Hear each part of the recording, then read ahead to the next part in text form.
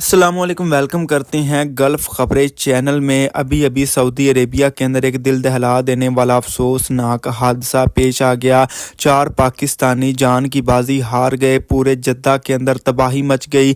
इसी हादसे के मुतल्लिक आप लोगों को आगे चल के तमाम की तमाम डिटेल्स शेयर करने वाले हैं, लेकिन उससे पहले आप लोगों से छोटी सी गुजारिश करते हैं, हमारे चैनल को सब्सक्राइब कर दें और बेल आइकन पर क्लिक कर दें ताकि फ्यूचर में ऐसी हर नहीं आने वाली डेली अपडेट तमाम के तमाम भाइयों तक बासानी पहुंच सके। और इस वीडियो को लाजमी तौर पर ज़्यादा से ज़्यादा शेयर भी कर दें।